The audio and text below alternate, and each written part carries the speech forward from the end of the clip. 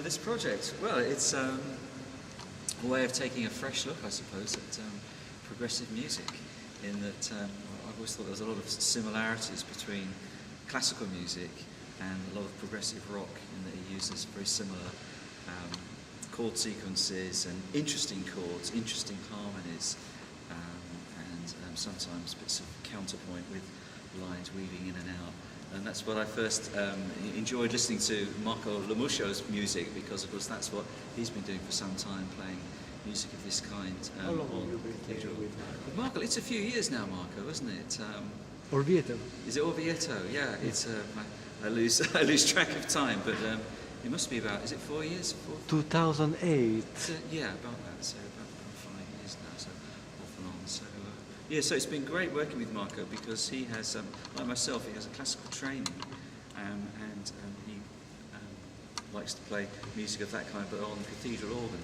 And then of course with Carlo, who plays bass on the album, he brings a sort of a rock feel, which makes this kind of music, I think, fresh. I think what we wanted to do was to give an original take on the music. So we're doing music that's mainly what you would call progressive rock, but it's reinterpreting it in a slightly different way. And so the combination of Carlo with bass and Marco organ, and of course we've also got Giorgio, Gabriel doing some guitar, and we have my brother Steve Hackett, who'll be doing some guitar, and also Dave Jackson is going to be doing some sax.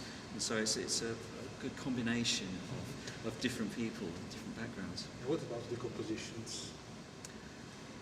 Well, some of them are what I would consider classic rock compositions. I mean, one of them is Talk to the Wind, which is first appeared on the King Crimson album, and that was actually the very first time I heard the flute played in public, really, in that I went along to a gig at the Marquee Club in 1969 and heard Ian MacDonald playing a fantastic flute solo from Talk to the Wind, and that was what first got me interested in the flute. I thought, what a fantastic sound.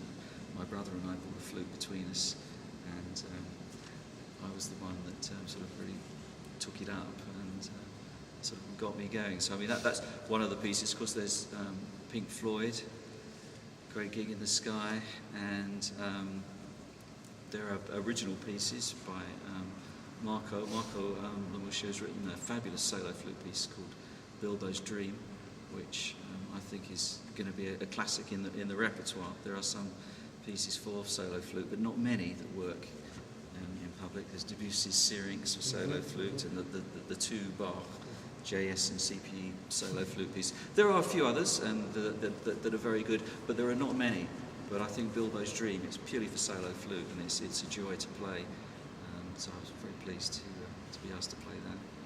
Last question. In spite of time, this music seems to be very appealing also to a young public. Well, young people are still interested in this kind of music. I think so, and I think it's because of the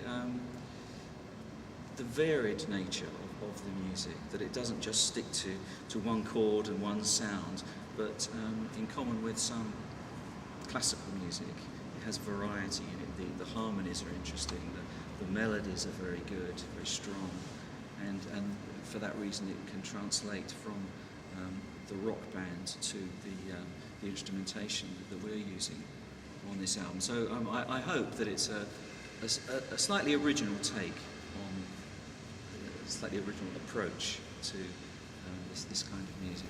Thank you.